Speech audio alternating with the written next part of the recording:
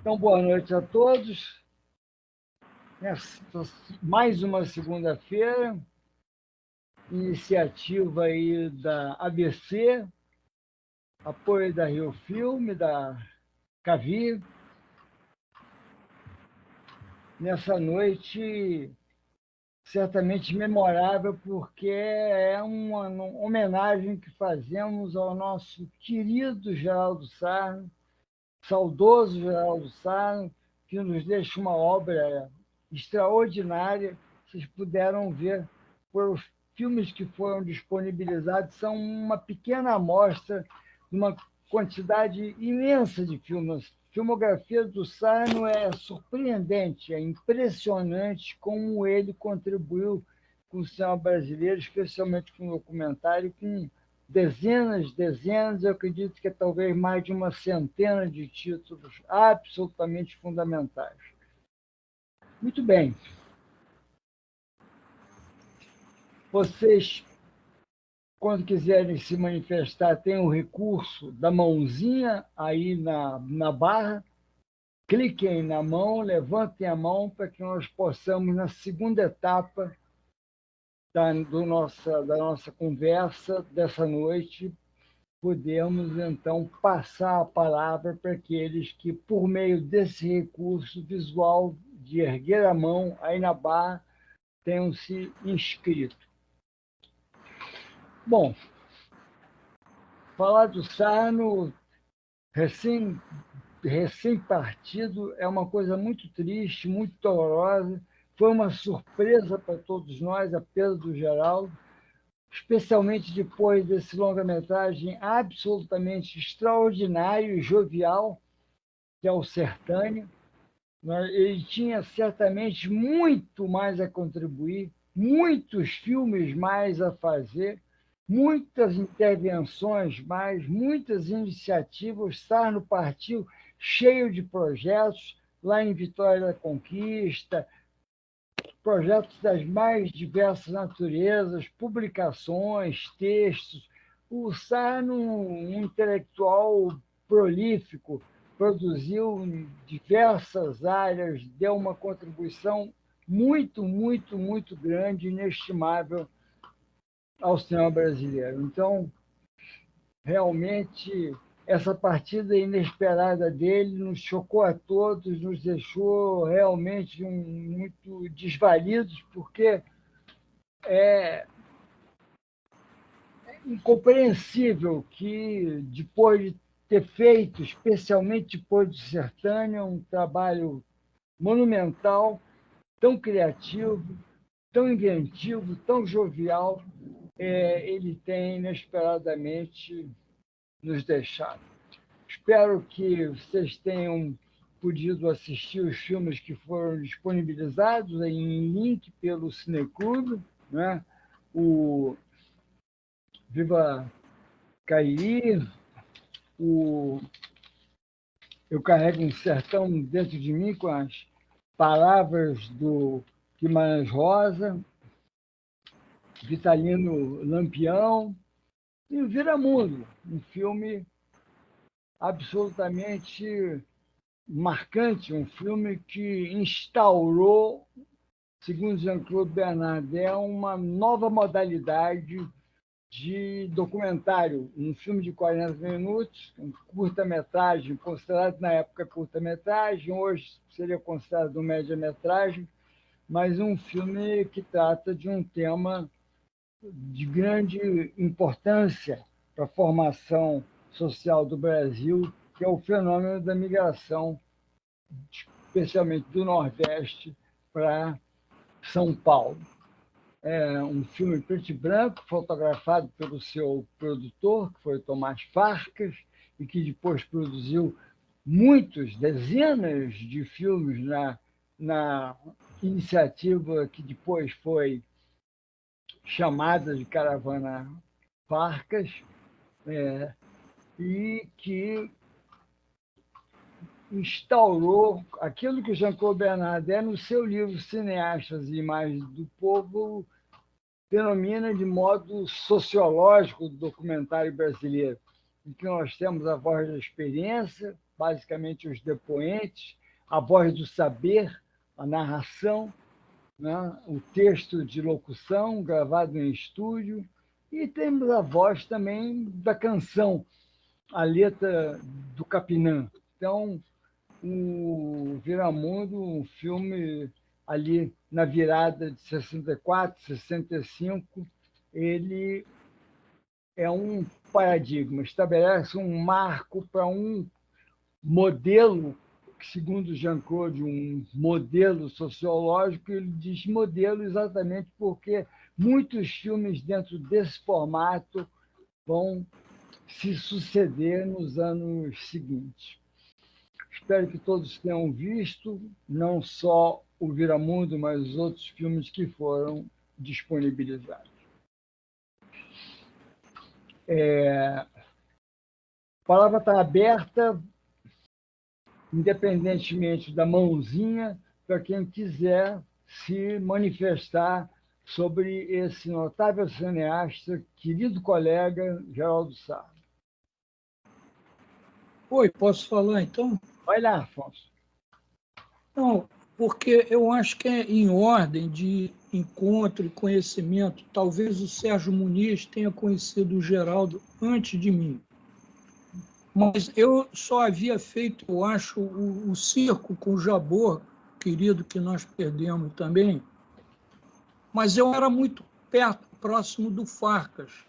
Aliás, eu estava tão ruim de grana que o Farcas me contratou para refazer um laboratório de 16 milímetros que ele tinha no porão da fotótica. E eu me lembro que eram manhãs gélidas em São Paulo, eu pobre, e fui morar na casa do Sérgio Muniz. Né? Eu acho que eu e o Sérgio, nós nos conhecemos antes de eu conhecer o Geraldo. Mas o Farcas havia feito o Viramundo e ele queria fazer uma série de documentários que vinha a ser a Caravana Farcas, e um dia ele me convidou para conhecer o Geraldo. E eu conhecia, evidentemente, nós não tínhamos nada de relação um com o outro e tal.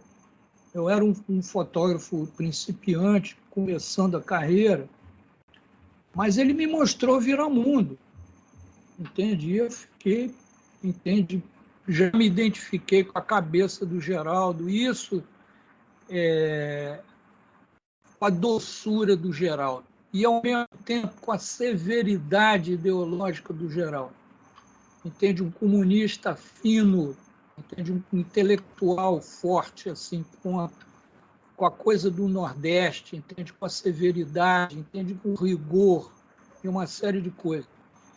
Então, nós nos tornamos muito próximos. Eu fiz vários filmes com o Geraldo. Para dizer a verdade, eu não me lembro nem qual foi o primeiro, nem qual foi o último. Eu sei, e eu mapeno o Lauro Escorel está aqui conosco, porque Laurinho era meu assistente, viajou o Nordeste comigo numa caravana equipada com as coisas do Thomas, eu, Geraldo. E depois, logo, o Sérgio Muniz emendou também. O Sérgio foi parte também da Caravana Farcas. Nós fizemos o Pedro, o Povo do Velho Pedro juntos, que é um filme extraordinário. Um dia a gente tem que trazer aqui, se ele tem isso. Mas, enfim, e o Geraldo ficou tão próximo, entende? Nós ficamos tão próximos que o Geraldo veio morar debaixo de um apartamento em que eu morava ali no Jardim Botânico. Então, o Geraldo, para mim, é um irmão. Da mesma forma que foi o Jabor no começo da minha carreira, mas uma perda que eu tive incrível. Primeiro, uma dívida que eu tenho com o Geraldo, nunca consegui ver Sertânia. Vou tentar ver agora, talvez o Cavi me consiga fazer essa homenagem a ele. Mas nós ficamos muito próximos mesmo, era uma coisa de irmandade. Evani, não sei se foi a primeira mulher dele, eu já não conheço mais a família, só que a minha carreira foi para fora do Brasil e eu me distanciei muito do Geraldo, não encontrei o Geraldo por muitos anos, entende? E para mim, eu não esperava essa passagem dele agora. Mas, enfim, eu só quero dar isso, entende? Dizer que uma pessoa que está muito assim numa coisa com quem eu me identifico política, ideologicamente com ele, entende? Aprendi muito, entende? A inteligência dele e essa coisa da modernidade documental que vem no começo da carreira da Caravana Farcas, em que ele foi se desenvolvendo.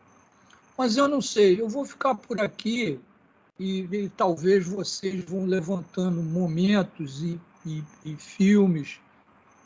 Eu queria ver se o Sérgio podia dar o depoimento dele, falar, porque era esse tempo, Sérgio. Você está nos ouvindo, você está... A minha internet está muito ruim, eu vou até desligar a câmera. Eu não sei se vocês estão me vendo, se eu tenho... Minha imagem tem movimento. Tua imagem está clara. Está frisada, mas está clara. Eu quero agradecer a tua intervenção, que mostra que eu estou sem prática de mediação de debates aqui no Cineclube.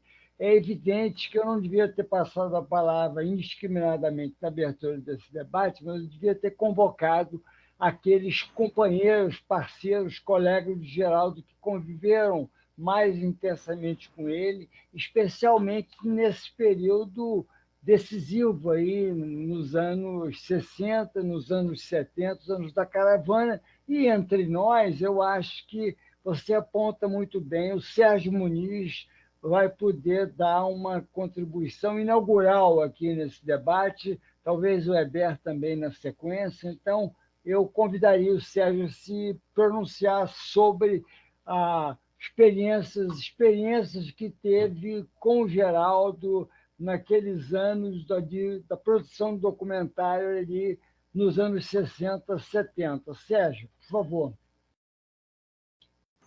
Você nos ouve?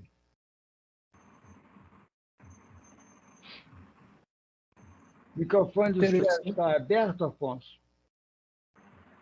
Não está. Não está aberto. E a imagem dele está frisada para mim, mas eu não tenho poder de julgar porque a minha internet está bastante ruim. Eu não tenho nem imagem do Sérgio. Já tive, mas perdi. Espera aí, eu vou tentar falar com ele aqui, né? Tenta falar com ele. Enquanto isso, eu convidaria o Heber a dar umas palavras sobre a convivência que teve com o Geraldo. Você me ouve, Heber?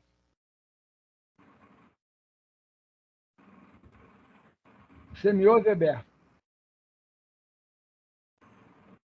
Eu não te ouço. Seu microfone está aberto, Heber? Está fechado. O microfone do Heber e do Sérgio estão fechados. Eles têm que abrir na barra aí de microfone. Exatamente. Desculpe, eu estava não só sem microfone, mas eu tive que atender aqui um telefonema. Agora estou... Então, ontem foi lembrado pelo Eduardo Scorel, que também trabalhou com o Geraldo, e que deu o nome Caravana Farcas, essa série de filmes iniciais do Geraldo. Esse nome Caravana Farcas foi dado numa crítica que o Eduardo Scorel escreveu sobre esses filmes. Ele usou essa expressão e colou, né? Diz que o próprio Geraldo, inclusive, não gostava desse nome, Caravana Farcas, que tinha um nome original que era, eu não me lembro exatamente, mas era mais elucidativo, né, do que eram esses filmes, qual era a proposta, né, o que esses filmes estavam trazendo de novo para o documentário brasileiro. Tá? Mas eu trabalhei com o Geraldo numa época posterior. Eu fiz com o Geraldo alguns trabalhos comerciais. Ele atendia a construtora Norberto Odebrecht, uma época. Então, eu fui com ele à África, a Angola, uma vez, para a gente fazer um documentário sobre as obras que estavam sendo realizadas em Angola. Depois ele pediu para eu ir outra vez sozinho, ele estava muito ocupado, e eu fui só com um assistente. E logo depois que eu voltei dessa segunda viagem à África, é que ele me convidou para o projeto Deus é um Fogo, tá? Que era um projeto muito ambicioso de fazer um documentário por toda a América Latina sobre a teologia da libertação, que era aquele movimento da Igreja Católica, né, de renovar a política da Igreja Oi, Sérgio. Católica em relação Agora tá me ouvindo? Oi. Estamos te ouvindo, Sérgio. Aí Nesse o momento, Sérgio, nós estamos ouvindo um depoimento do Carlos Heber sobre o Sarno e, em seguida, mas pedir olha, você... eu vou fazer o seguinte, como o convívio do Sérgio é anterior ao meu, eu comecei a falar agora de Deus é um Fogo, eu vou passar para o Sérgio a palavra e depois eu conto a história do Deus é um Fogo, Está ok? perfeito. Sérgio, com você. Estão me ouvindo agora? Então, está bem Então, claro. Claro, alto e claro. Tá bom. Então, boa noite. Primeiro, eu não posso negar que é uma certa emoção, inclusive, rever Afonso depois de tanto tempo. Nós já venerando os senhores. Em todo caso, aqui estamos, vamos em frente, que atrás tem gente. Enfim, vamos por partes, como diria Jacques o Estripador, né? Então, o seguinte, eu tenho minha possibilidade de começar a trabalhar com o Geraldo, porque Vladimir Herzog, que fazia a direção de produção do Viramundo, que já estava em processo de filmagem, isso deve ter sido o início do segundo semestre de 64, recebe um convite para ir trabalhar na BBC em Londres e me convida para eu substituir o Vlado na função de diretor de produção. Então, quer dizer, eu vim conhecer um Geraldo que eu nem sabia quem era, de onde vinha, inclusive vim saber que ele vem da Bahia, que participava do movimento estudantil, depois vim saber que durante algum tempo tem uma instrução de cinema em Cuba, mas era um pacote de informações muito pouco. Mas, enfim, conseguimos estabelecer um vínculo de relações que foi extremamente amigável, generoso, saudável e saudoso, né?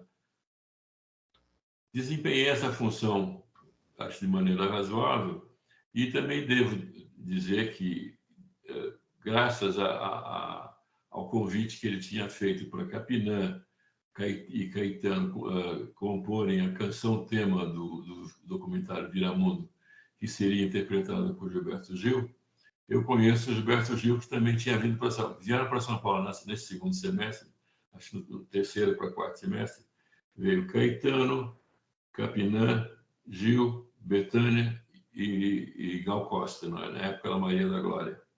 E passamos a conhecer, algumas vezes foram na casa do Fax para tocar, enfim, estabelecemos uma relação próxima, de tal forma que eu passei a conhecer a produção do Gil, que me permitiu que eu pegasse 5 canções dele e com isso fizesse meu primeiro filme, O Roda. Muito bem, termina esse momento no primeiro semestre de 65, os 4 filmes do Facas participam do grande Festival Internacional de Cinema do Rio, né? E participavam do júri internacional Jean Rouch, Edgar Morin, Marcel Martin, Roberto Benayoun, que se encantaram pelos filmes e, de uma certa forma, foram responsáveis que a partir desse momento, esses filmes tivessem uma certa repercussão internacional. De tal maneira que um distribuidor francês chamado Claude Antoine propôs ao Faca, que comprou os direitos, o Faca estava vendendo os 4 documentários para a televisão francesa, esse distribuidor propôs ao Faca os direitos de receber aquele dinheiro e investir numa série que seria feita sobre a cultura brasileira pelo francês Pierre Cast. Muito bem. Terminando esse momento, o Farcas se propõe que se junte os 4 documentários, Viramundo, Nossa Escola de Samba, Subterrâneo de Futebol e Memória do Cangaço, num único filme, que no caso da comercialização levou o nome de Condição Brasileira, que de uma certa forma também era o título de alguns folhetos de divulgação do filme que tinham sido elaborados pela professora Maria Isaura Pereira de Queiroz, que, entre outras pessoas, tinha se apaixonado pelos filmes.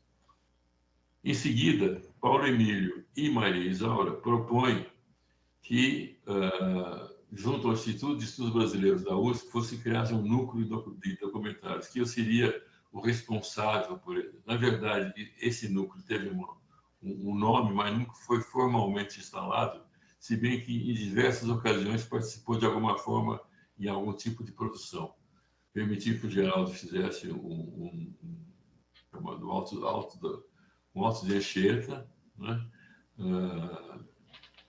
E depois, entre 67 e 68, Geraldo com Farcas, e acho que com Paulo Rufino, se não me engano, recebe uma parte de apoio, não sei se era material, se era fita magnética, se era filme, desse núcleo do Instituto Brasileiro, e vamos fazer uma pré-produção, vamos chamar hoje em dia assim, do que poderia ser uma futura série do Farcas, que no caso resultou, pelo menos, acho que todo mundo conhece, é o Jornal do Sertão, que é um dos filmes desse momento.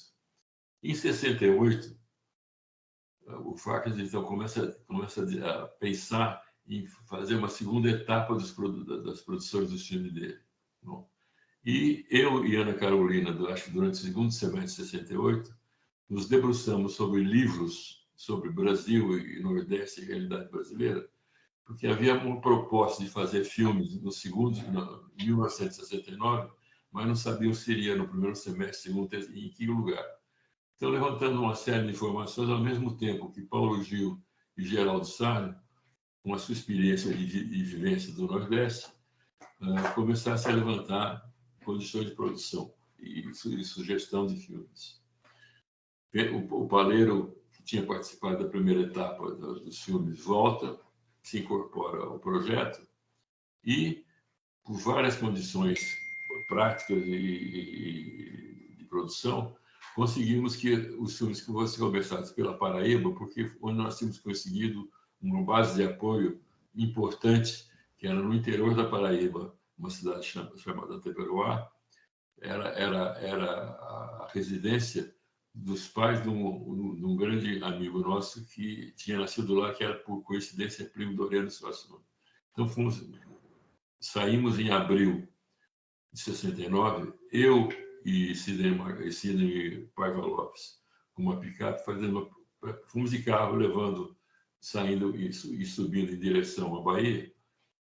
Para resumir, é o seguinte: fomos na frente, começamos a pré-produção dos filmes do Paulo Gil no Recôncavo Baiano, fomos para Paraíba, foi feita a produção dos filmes do Paulo Gil na Paraíba, aí chegou o Geraldo Sarne, fizemos a produção em Pernambuco e no Crato, no Juazeiro, aí eles foram embora, e eu com Farcas descemos até Santa Brígida, onde eu tive a felicidade de que o Afonso fizesse a fotografia do meu documentário, O Ponto Velho Pedro, onde depois ia fazer Rastejador e Beste.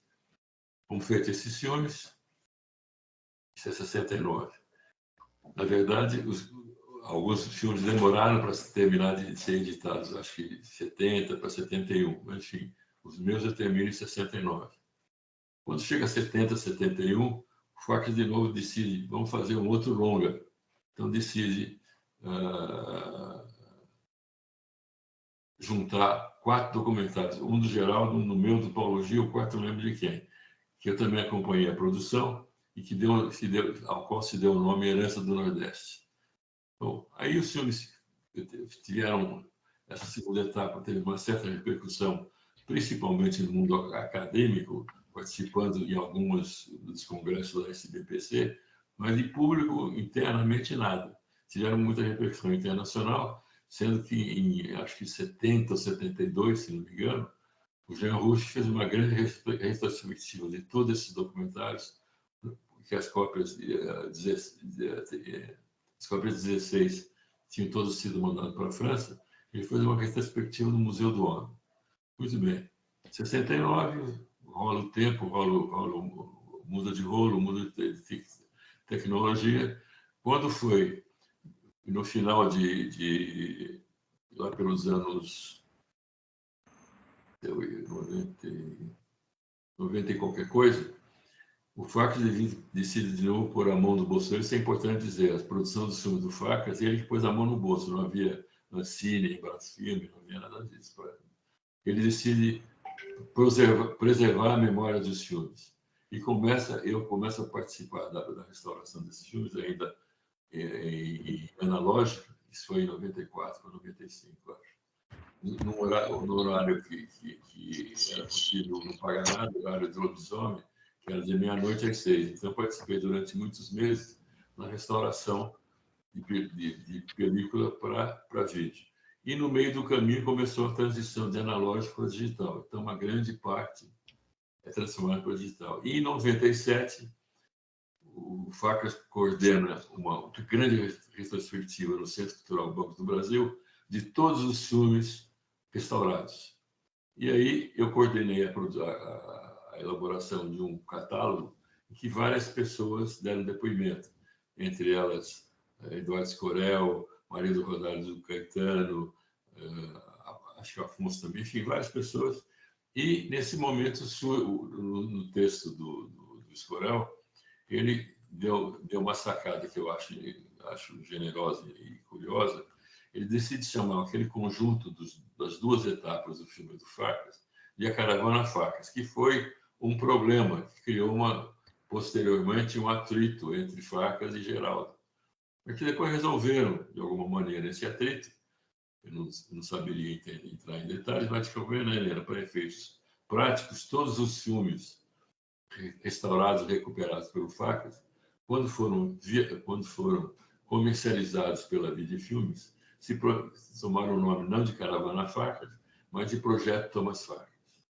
Enfim, portanto, o Geraldo, em algum momento, participa desse momento todo. E uma outra parte importante é que, em 67, tem o primeiro festival de Viña del Mar, onde, pela primeira vez na América Latina, se encontravam em território latino-americano cineastas latino-americanos, que haviam já se encontrado em Trieste, em alguma cidade, em Pézaro, em algum outro lugar, mas nunca na América Latina. E nesse encontro participam, pela primeira vez, cineastas latino-americanos. E o Geraldo é uma figura participante importante da organização, porque ele é, junto com o Paleiro e um venezuelano chamado Carlos Reboleiro, que articularam a participação brasileira no festival. E nesse festival de 67, o Geraldo, que tinha vivido algum tempo em Cuba, me apresenta para Alfredo Guevara, que historicamente, para quem sabe, é o cara que funda o Instituto, o ICAC, o Instituto de Cinema Cubano. E com essa minha aproximação, eu começo a minha ligação daí para diante, até o resto da minha vida, com Cuba. Bom, e o Geraldo participa de um organismo não formal, mas que existia, chamado Comitê de Cineastas da América Latina, que reunia informalmente cineastas da América Latina que se propunham intercambiar entre seus dois países, em seus respectivos países, sua produção. Isso mais ou menos foi tentado pelo Paleiro com a Argentina, com o Uruguai, não lembro se com o Chile.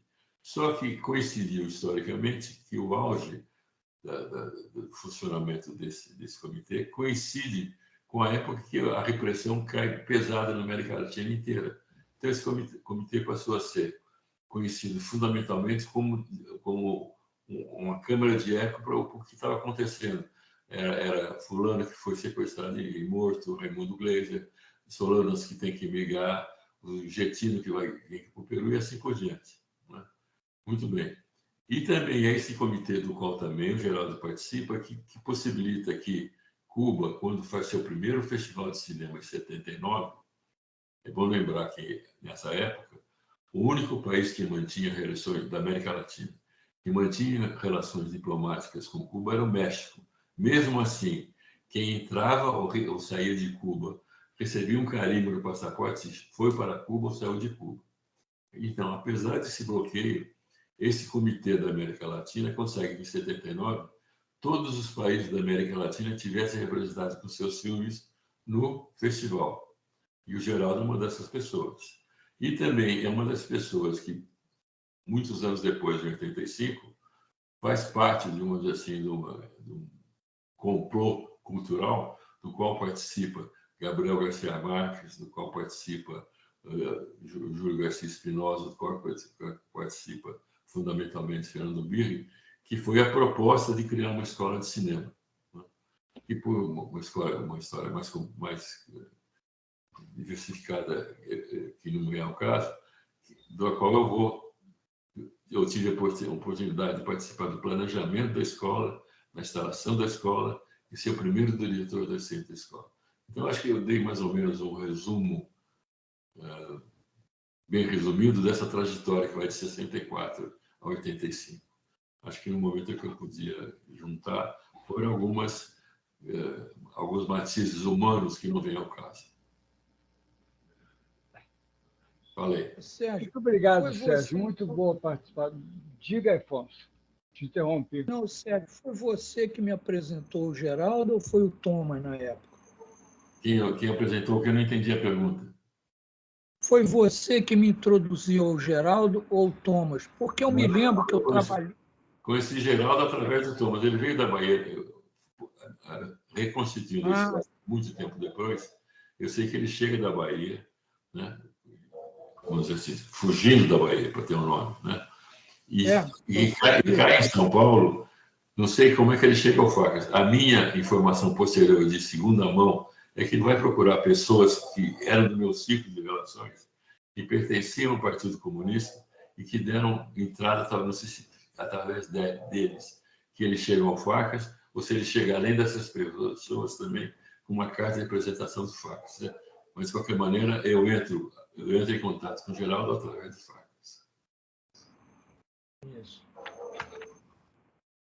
Obrigado, Sérgio. Você não lembrava o nome do quarto cineasta da série de filmes que, quando foi lançado pelo Facas em circuito comercial, chama Brasil Verdade, depois da condição brasileira, que foram aqueles filmes que documentaram a cultura popular no Nordeste, foi o Manuel Jiménez, né, com o filme Nossa Escola de Samba, né? Ele é o personagem que vem, o Manuel, aí vou fazer uma digressão que não é exatamente com o Geraldo. 1950, 4 pessoas fazem a escola de cinema da Itália, do Centro Experimental de Cinema. Era Fernando Birri, Gabriel Garcia Marques, Júlio Garcia Espinosa, Tomás Gutierrez Alei, Titon de Moraes Sortolati e o brasileiro chamado Rudá Andrade. Era um colega de turma.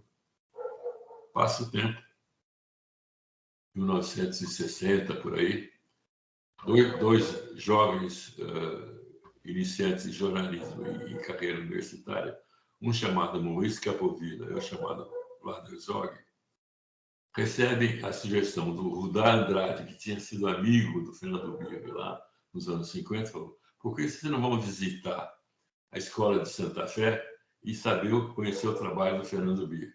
Os dois vão para lá, e em vez de ficar uma semana, ficam 1 ou 2 meses com o Birri. Voltam. Em 62 para 63, a data exata eu não sou habilitado em localizar, Fernando Birri, a mulher dele, o Edgardo Paleiro, a mulher dele, Lori Pucci, e Manuel Jiménez tiveram que sair fugidos da Argentina por problemas políticos. Né? Chegaram a queimar os livros do Birri, queriam queimar os filmes, etc. E o Birri se hospeda na casa do Vladimir Herzog, que, por sua vez, nesse momento, tinha relações com a Cinemateca, as pessoas que trabalhavam na Cinemateca, entre elas uma pessoa chamada Lucila Ribeiro, que depois casou com Jean-Claude Bernadette, que é o Lucille Bernadette, que, por sua vez, ela era amiga da minha, então, companheira Amazonas, então, e eu, que a conhecia Fax por outros caminhos, me aproximo desse grupo. E esse grupo fica em São Paulo e, de uma certa forma, gravita um pouco em torno do Fernando Birri. Quando chega a 64, né, vem o golpe, apesar de o Birri e o Fernando, e o Birri e o Facas terem começado uma tentativa de fazer filmes para então o Ministério da Reforma Agrária, essa tentativa desaparece. Só que o Facas já tinha começado um mínimo de estrutura, acho que já tinha uma câmera reflex, tinha um gravador na área, enfim, tinha alguma coisa e começou a pensar em fazer mais coisas. E coincide nesse momento chegar Geraldo Sarno. Então ele junta Geraldo Sarno, vai para o Rio, não sei se através de Geraldo tem contato com o Paulo Gil, com várias pessoas e forma esse núcleo do qual o Eduardo Paleiro, que ficou no Brasil, não viajou como para fora, assume a produção executiva dos 4 documentários, que era um caso inédito na época, não eram os documentários feitos ao mesmo tempo, mas eram, num período de 6 meses, esses 4 documentários foram feitos. No caso do filme do Paulo Gil, o Memória do Cangaço, você vê, inclusive, momentos em que o Paleiro faz só direto, apesar de ser o diretor de produção do filme. E o Jimenez, que vem, se estabelece no Rio e se enamora da escola de samba. E desde então nunca mais voltou para a Argentina, virou um cidadão carioca. Não sei se ele ainda está vivo, mas há 6 ou 8 anos atrás tive contato com ele, mas desapareceu. Mas, enfim, então o Jimenez vem nesse grupo, né? Então ele se incorpora só nesse momento no que depois chama Paranaguá. Não participou dos outros 3 filmes. Já o Capovilla, que tinha ido conhecer Fernando Birri junto com o Vlado, faz o futebol subterrâneo do futebol. Então, mais ou menos esse o contexto, o prefácio da aproximação com o Fernando Birri e o Jimenez. Acho muito oportuno, Sérgio, você tocou nos marcos fundamentais do novo cine latino-americano, que é a Escola de Cinema de Santa Fé, ali no norte da Argentina, o Festival de Viña del Mar, de 1967, esse encontro de diversos cineastas, como você lembra, já tinham se encontrado em festivais na Europa, Sesc Levante, Santa Margarita Ligure, mas que nunca tinham se encontrado em território latino-americano, e o Festival del Nuevo Cine Latino-Americano, Festival de Havana. Eu acredito que essas 3 iniciativas sejam os marcos fundamentais daquilo que a gente passou a chamar do novo cine latino-americano. Você levantou a mão? Eu lembrei de uma informação complementar que eu acho importante. Viña del Mar tem 67, se repete o mesmo esquema em 68 em Mérida, na Venezuela, se repete de novo em 69 em Viña del Mar de novo, e nesse meio de tempo, eu não sei em que ano, o José Carlos Avelar escreve um livro importantíssimo para entender esse momento, que é o livro chamado A Ponte Clandestina. É muito explicativo desse momento, desse encontro latino-americano, para ter um nome. De uma certa forma, e talvez resumindo demasiadamente o ponto de vista do Avelar, ele consegue entender como cineastas de diferentes formações cinematográficas, culturais, sociais, etc., apesar de essa diferença, eles mantinham uma unidade na diferença. Quer dizer, tinha um projeto geral muito aberto, mas cada um, o filme do Sanginês na Argentina era diferente do Solanas, desculpa, do Sanginês na Bolívia, do Sanginês na Bolívia, do Solana na Argentina, do Guzmán, enfim, eram diferentes. Mas havia um sonho único, né? Para ter um nome, o que o Birri mais tarde chamaria esse caminho para a utopia. Era isso que eu queria complementar. Eu acho que você mencionou também o fato de que esses 4 primeiros documentários produzidos pelo Tomás Farcas, que foram agregados num longa intitulado Brasil Verdade, participou do primeiro festival do filme em 1965, no Rio de Janeiro, que foi documentado pelo Arnaldo Jabbour. E, se não me engano, antes do Circo, foi o primeiro filme do Jabbour. E, nesse festival, a única gaivota de ouro foi para contemplar exatamente o Brasil Verdade. E com Rush, com Marcel Martin, com personalidades tão fundamentais no júri, permitiu uma ponte que deu uma repercussão europeia a esses 4 documentários. Diga, Sérgio. Só uma correção seguinte, não é que nesse momento já existia o Brasil Verdade. Os filmes foram apresentados no Festival do Rio, cada um comum. O Brasil Verdade é feito em 66. O que foi é que os filmes, cada um por si, concorreram independentemente. E aí, quem ganha, na verdade, não é Brasil Verdade. Quem ganha é a Memória do Cangaço. Que ganhou Memória do Cangaço. Eu, por uma vez, ganhei um prêmio. Esse Festival do Rio, que o Joaquim Pedro estava preso. Eu acho que a Turma da Glória. Os 8 do Glória. Os 18 do Glória. 8 do Glória.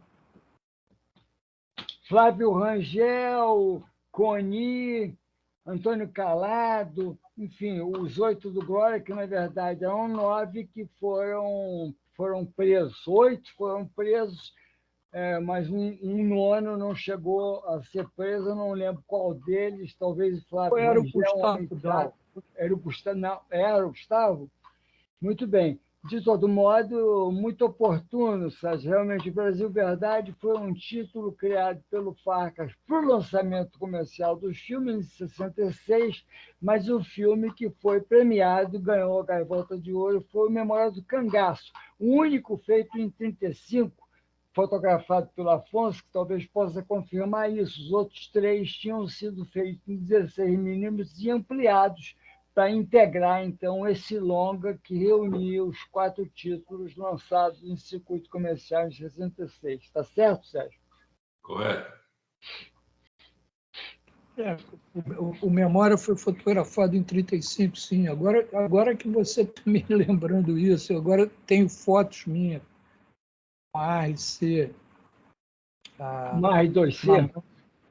AR2C na mão. Mas era com o Paulo Gil, que também é um outro querido que um dia nós devíamos celebrar, né?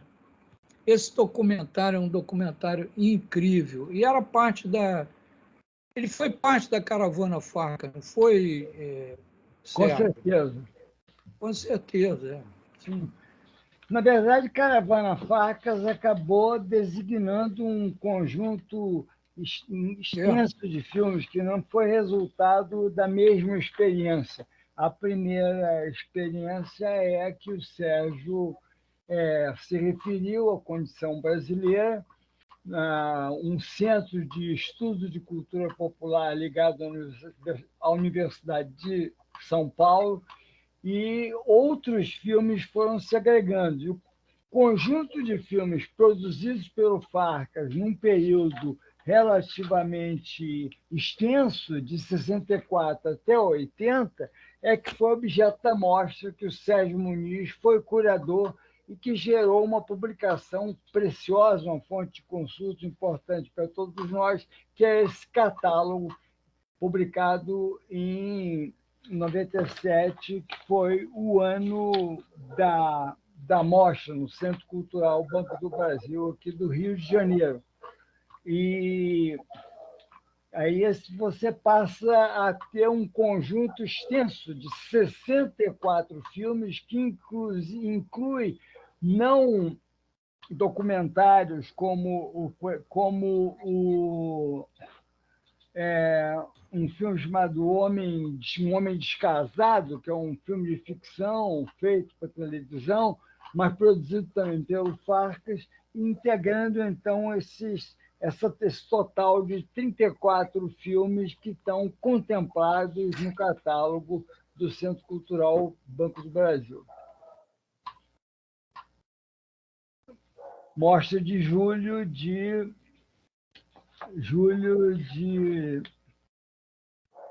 1997. Você quer acrescentar alguma coisa, Sérgio? Não, acho que, ao menos que queiram fazer perguntas, eu acho que resumidamente, eu dei um panorama mais ou menos fiel ao que me permite a minha memória. Excelente, Sérgio, excelente contribuição. Você quer acrescentar alguma coisa, Heber? Eu vou retomar o que eu estava dizendo, não sem antes agradecer ao Sérgio pela memória excepcional dele. Ele reconstituiu aí toda uma época. Eu sou uma geração depois da geração de vocês, Sérgio e Afonso, mas eu acompanhava de longe essa atividade cinematográfica, né? E esse seu depoimento, embora eu já tenha lido, inclusive, esse livro do Avelar, que se refere a essa época, tem algumas informações que se passou, Sérgio, que para mim eram inéditas. Eu não tinha lido nem no Avelar, nem em nenhum outro lugar. Então, fica a sugestão para você registrar isso, fazer uma memória, né? Escrever isso, porque é importante, né? A história se faz desses fragmentos todos, da memória de cada um, é que se faz a memória coletiva. Então, fica a sugestão aí para você que tem uma boa memória, colocar isso no papel. Eu estava me referindo a uma outra fase do Geraldo, que é a fase que eu trabalhei com ele, convivi com ele, né? Então, essa fase, no Rio de Janeiro, ele tinha uma produtora ali perto do cemitério São João Batista, chamada Saroê Filmes, que ele tocava, ele e a Heloísa, praticamente só os dois, né? Era uma produtora, e ele tinha alguns clientes comerciais, né? Que eram o que sustentava a produtora e dava a oportunidade dele desenvolver outros projetos. O maior cliente dele nessa área de comunicação audiovisual era a construtora Norberto Odebrecht, né? E eu fiz com ele um primeiro trabalho, a gente foi a Angola documentar as obras que estavam sendo realizadas lá e fizemos um material extenso, fizemos tomadas aéreas, tivemos acesso ali às autoridades governamentais lá, angolanas, que nos facilitaram muito a produção. Viemos com esse material para o Brasil, esse material foi rendendo alguns filmes curtos, alguns dropzinhos, né? Mas depois ele sentiu necessidade tinha uma obra muito grande, que era uma usina hidrelétrica em Capanda, que estava sendo construída pelo Odebrecht. E à medida que o tempo passou, ele achou que a gente tinha que complementar essa filmagem, inclusive porque na vez que nós fomos, estava muito perigoso, a Angola estava em guerra entre o FNLA e a UNITA, e a gente não pôde voar sobre a represa em Capanda, porque estava inseguro, podia ser abatido, tinha uma questão de segurança que não deu para contornar. E aí eu fui com a missão, entre outras coisas, de fazer essa aérea, né?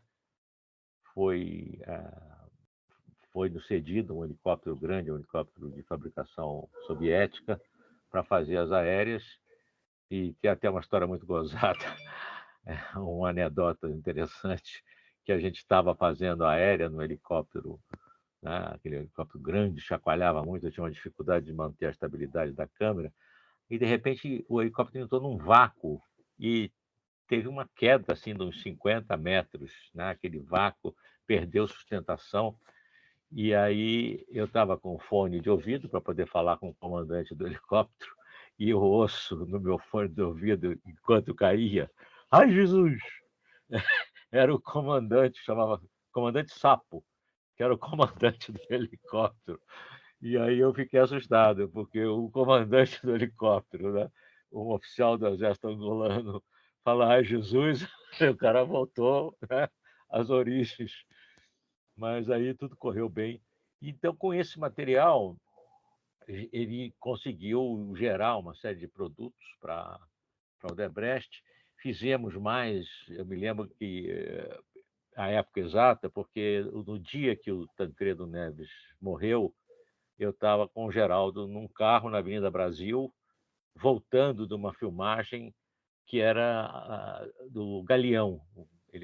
A Odebrecht estava ampliando uma ala do aeroporto do Galeão e nós estávamos voltando. Então, esses trabalhos todos que eu fiz com ele, na realidade, foram um aperitivo assim, para a gente se conhecer mais, para ver como é que cada um trabalhava, e acabou gerando esse convite que ele me fez para um documentário de longa-metragem chamado Deus é um Fogo, que eu aceitei o convite e nós, junto com o Walter Goulart, sem produtor, era uma equipe de 3 pessoas, era o Geraldo, eu e o Walter Goulart.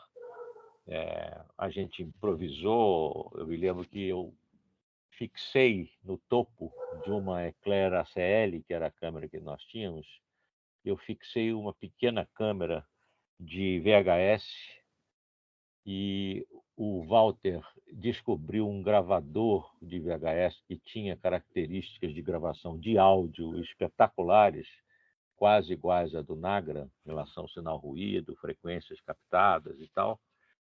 E eu improvisei um vídeo assist. Então, tudo que era gravado, ele dava a câmera, eu soltava primeiro essa câmera, que também estava ligada ao som do Goulart, né? E a gente passou a ter um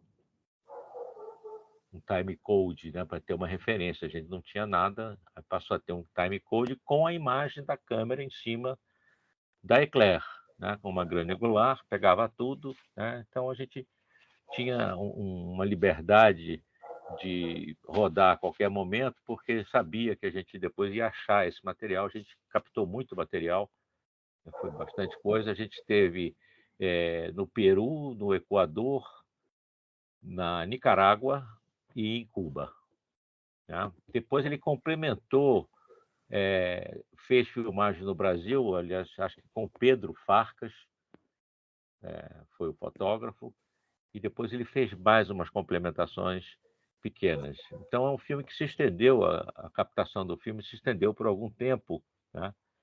E foi muito interessante, porque você trabalhar com o Geraldo, o Geraldo era uma pessoa assim, ele tinha muito método, era uma pessoa muito organizada, ele preparava a filmagem, todos os contatos que ele tinha e tal, era tudo muito exato, né? Mas ele tinha uma coisa de, quando chegava no local, no set onde a gente ia filmar, ele dava muito espaço para o que estava acontecendo, para o não previsto. Ele era aberto, né? Como um bom documentarista deve ser, né? Você vai lá com algumas ideias pré-concebidas do que você vai filmar, mas aí você chega, está acontecendo uma outra coisa, você não vai deixar de filmar porque você está se propondo a fazer, né?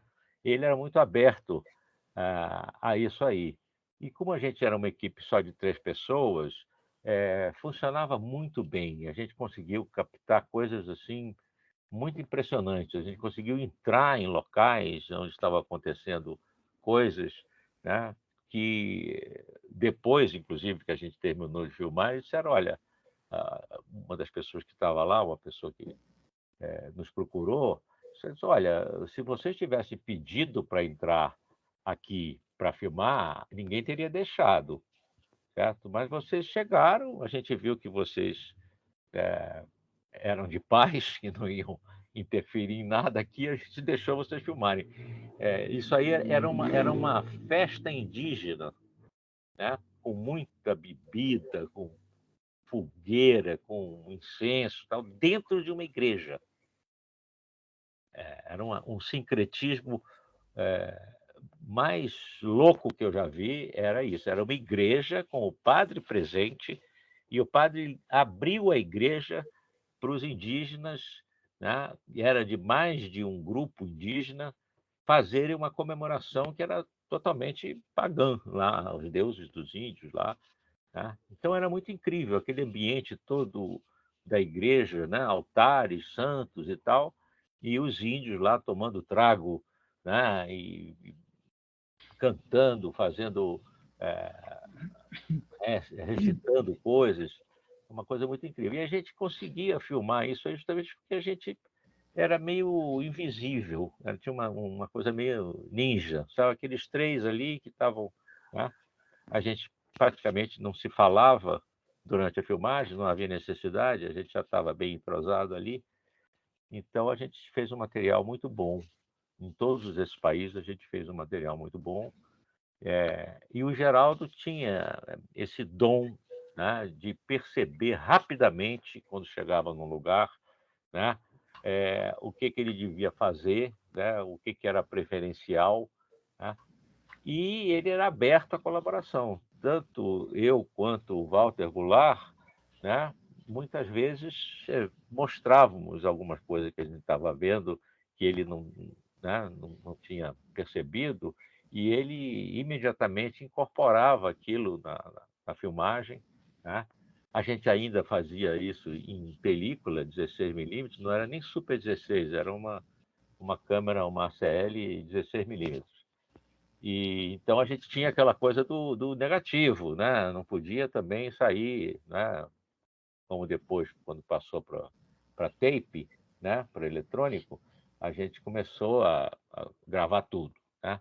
Não, a gente tinha que ter uma disciplina, né? Porque não, a gente tinha X latas, as latas vieram, todas elas já vieram aqui do Brasil, ele comprou o material todo, então a gente tinha que administrar. Então tinha uma responsabilidade muito grande, e cada um dos três da equipe, né, tinha que ter essa consciência, o que nós vamos captar dessa realidade. Porque era muito atraente, tudo era muito atraente, né? Todos os aspectos, tá, das manifestações que a gente captou eram muito interessantes. Então, você tinha que realmente baixar o racional e dizer isso é bacana, mas não pertence ao filme, não pertence a esse filme. Tá?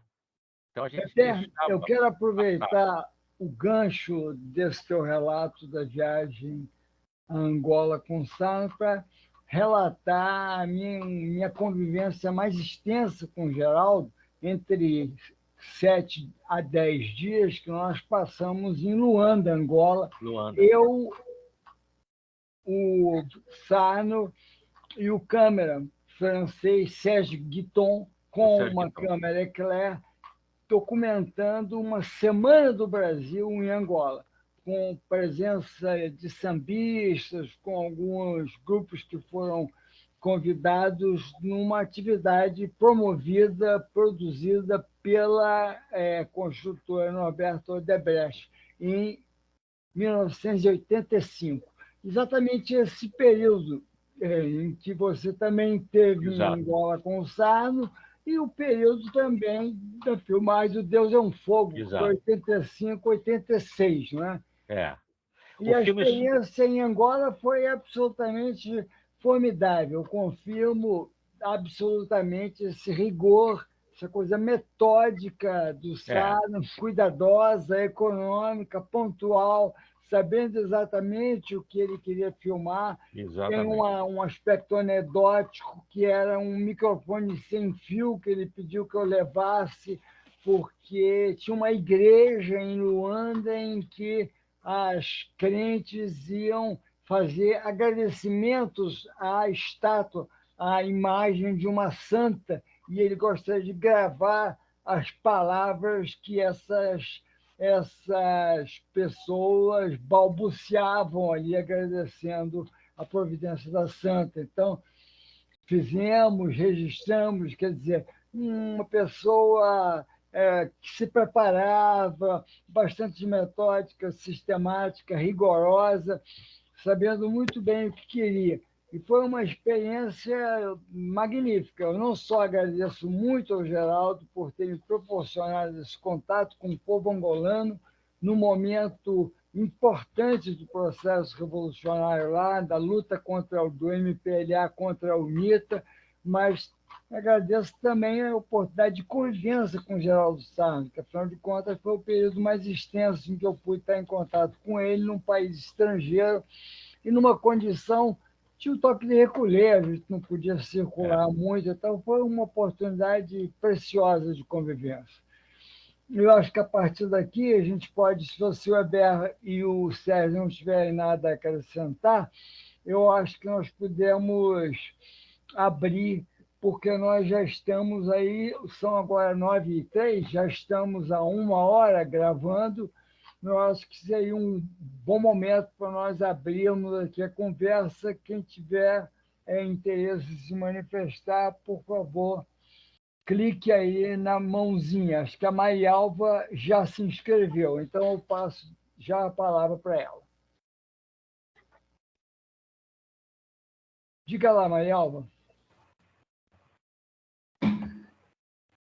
Então, eu participei ontem, o Herbert citou também a homenagem que foi feita por Geraldo nos 84 anos, aniversário dele, né? Organizada pelo Piero Sbragia. Foi muito emocionante, foi porque lembramos, né, Carlos, um monte de coisas, um monte de momentos incríveis. Eu conheci Geraldo, acho que desde 1968, quando a gente ainda não tinha criado o Cineduc, né, que é essa ONG que eu fundei, e a gente fazia reuniões lá na Conferência Nacional dos Bispos, onde eu já estava lá num trabalho voluntário, e chamávamos cineastas para conversar, para dizer o que eles pensavam sobre essa nova instituição que a gente ia criar. Eu me lembro que Geraldo foi várias vezes. Ele sempre era uma pessoa muito solícita. E essa coisa que o Silvio falou sobre o texto do Bernadette, eu acho que é muito importante a gente lembrar, porque o Geraldo, ele deu sempre a voz ao outro. Eu acho que isso que tem nesse texto do Bernadette, a voz do outro. Você vê no Viva Cariri, que é um filme que eu acho incrível, ele deixa aquela beata que toma conta dos ex-votos, né? Falar e dizer, ele faz algumas perguntas e chega um momento que ela diz assim, você é um fraco, eu não vou falar mais. Eu achei aquela cena incrível, porque ele mantém aquilo no filme, ele não corta na montagem, ele deixa, porque ele queria mostrar justamente quem estava falando, é o outro, né? Isso é muito importante, que depois a gente teve com o Coutinho, também várias vezes fazendo isso, mas acho que o Geraldo é pioneiro nisso, essa preocupação com o outro, né? Ele tem... a gente teve, em 2014, a lei do Cristóvão Buarque, de obrigatoriedade do cinema brasileiro 2 horas na sala de aula, né? A lei foi sancionada pela Dilma Rousseff, nunca foi regulamentada até hoje. Muitos colégios públicos, muitos diretores nem sabem que existe essa lei, mas eu acho que seria importantíssimo que ela voltasse a funcionar, porque imagina a importância que é os alunos verem esses filmes, curta-metragens do Geraldo. Quando eu dei um curso lá em São Miguel do Gostoso, no Rio Grande do Norte, que tem um festival na praia lá incrível, uma mostra do Eugênio Puzo, ele preparou uma equipe de jovens para trabalhar no festival e me chamou o Cineduc para dar um curso, eu dei um curso sobre cinema brasileiro. E aí eu levei esses curtas do Geraldo, da Caravana Farcas, né? E tive a coragem de passar o Casa de Farinha, morrendo de medo, na realidade, porque eu achava que eles não iam gostar, eram jovens, né? Rapazes e moças, mas foi incrível, porque uma das meninas, o avô tinha uma casa de farinha. Então, o debate foi incrível justamente porque ela tinha conhecimento de causa, ela conhecia o assunto. Eu acho que seria importantíssimo, né, tentar se recuperar essa lei aí do Cristóvão Buarque, do senador, porque esses filmes não são vistos, eles não são conhecidos pela essa rapaziada aí que não conhece nada disso. Então, era o que eu queria lembrar, justamente por causa do Viva Cariri, né, que tem essa fala incrível, e dizer isso, que a gente tem que ter preocupação com esse acervo do Geraldo. Eu falei isso também na live de ontem, tem que ter muito cuidado, viu? São muitos filmes importantíssimos, tem que ver onde é que eles vão ficar guardados, tem que se buscar um patrocínio para alguém recuperar o que precisa ser recuperado, os cadernos dele que ele anotava. Sertânia tem 30 cadernos escritos pelo Geraldo Sartre. Só isso aí já é um patrimônio, né? Uma coisa incrível, deve ser lembrada assim. E uma das últimas lives que eu vi do Geraldo, ele dizia: o cinema está morto, porque agora só se pensa em mercado, só se pensa em fazer o que é mais fácil para agradar o público. Isso é o que está até nesse livro do Piero, sobre documentário. Essa frase está aqui. Eu acho que é uma preocupação que nós temos que ter também. O cinema brasileiro está se acomodando, o que não acontece com Sertânia. Sertânia é uma obra-prima, que é quase que filosófico, como é que eu vou dizer assim. Então, era isso que eu queria falar, gente. Vamos guardar esse acervo e ver como é que ele pode ser visto, né? Distribuído também para as pessoas. Tá bom? Mariada, eu quero lembrar que o produtor de boa parte dos filmes do Geraldo foi Tomás Farcas, que já tinha uma preocupação com a conservação. E nós podemos ver, no início de alguns desses filmes que foram disponibilizados, uma vinheta que mostra que eles fazem parte de um conjunto de filmes preservados no contexto, não sei se de uma fundação, mas de uma iniciativa de preservação dessa produção, desse ciclo de documentário brasileiro. O Geraldo estava muito ligado à UESB, a Universidade do Sudoeste da Bahia, né? Lá em Vitória da Conquista. Ele deu curso lá e ele chegou a propor para a Milene, que era chefe de departamento de cinema lá, Milene Guzmão, para o acervo poder ser guardado na universidade. Então, é uma sugestão, só que não basta ser guardado, tem que ter alguém para cuidar do acervo também, né? Tem que ter condições de umidade e temperatura adequadas, porque as matrizes em película demandam esse rigor, né? Exatamente.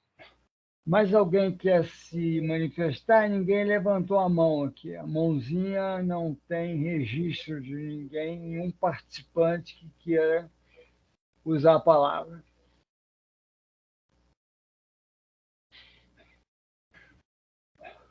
Afonso, você gostaria de fazer algum comentário da sua convivência com o Geraldo?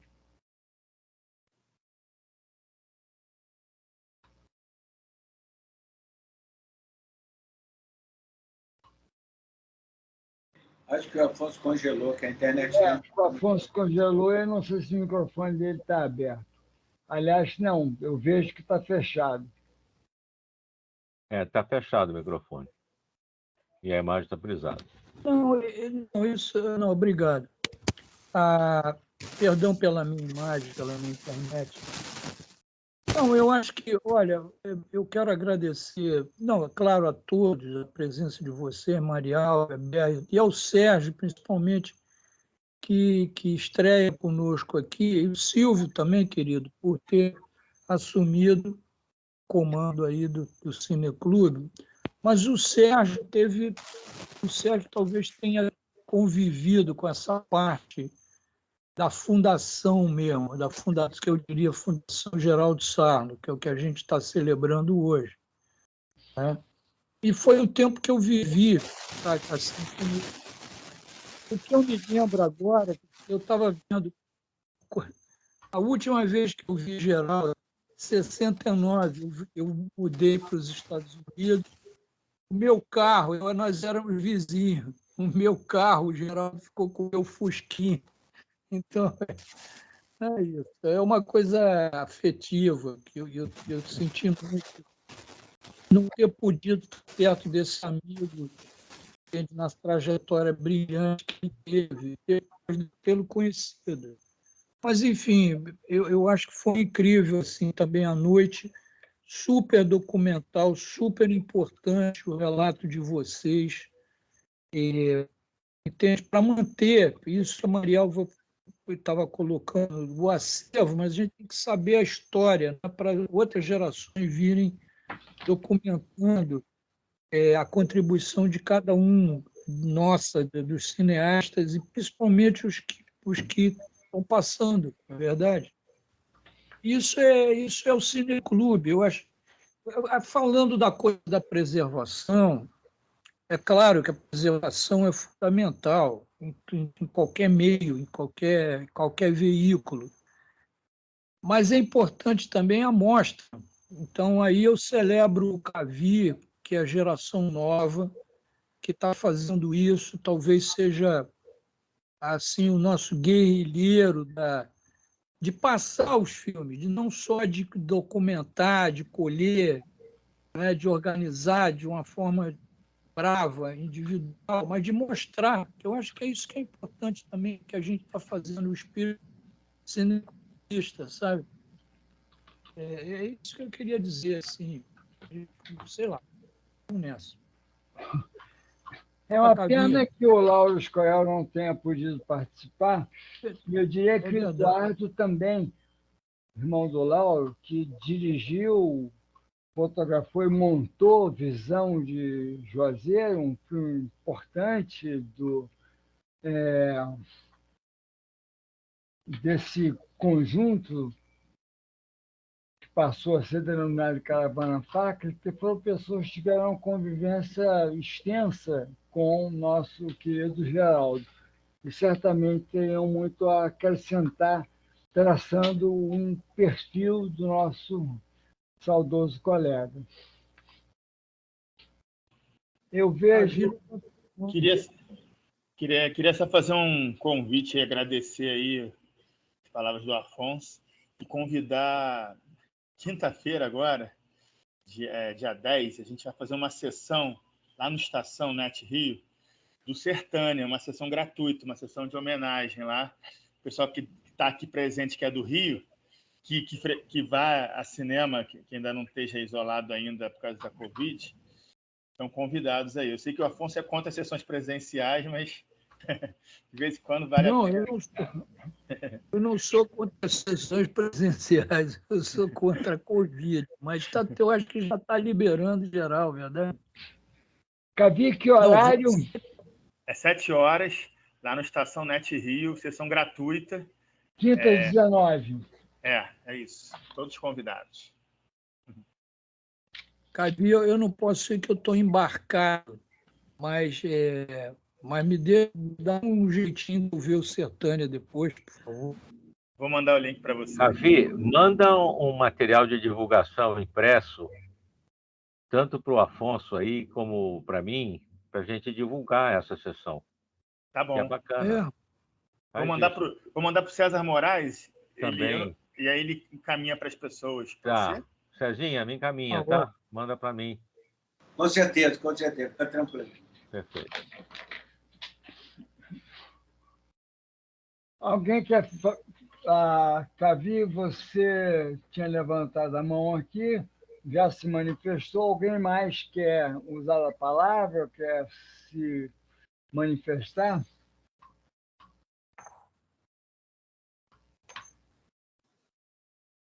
Caso contrário, nós vamos ter uma das sessões mais breves do Cineclube Casas Casadas, o que é de se lamentar em se tratando de uma homenagem a um colega tão querido, que deixa tanta saudade para todos nós.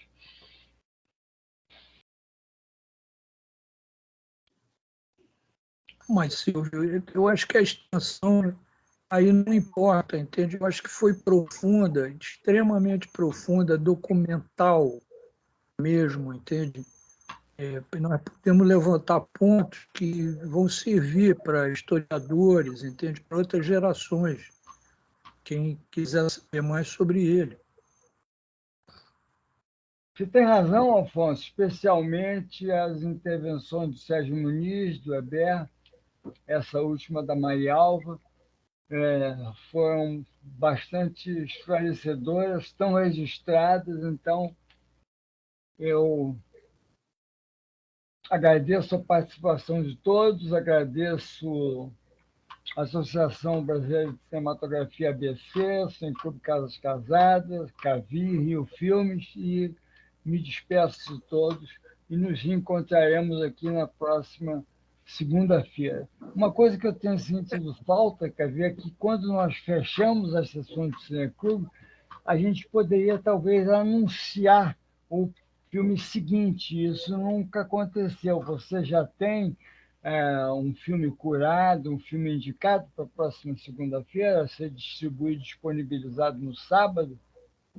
Na verdade, essa decisão da escolha dos filmes a gente faz amanhã. A gente poderia realmente antecipar isso e sempre anunciar, mas normalmente a gente faz na terça. Tem um leque de possibilidades, a gente tenta ver em relação aos convidados e não tem fechado ainda. Não sei se o Afonso já tem alguma coisa na cabeça. Não, Cavi, até por respeito a você, eu acho que você tinha proposto o filme do Newton e ia ser hoje, mas com o falecimento do Geraldo e o Carnaval, evidentemente, nós atrasamos um pouco, não é isso?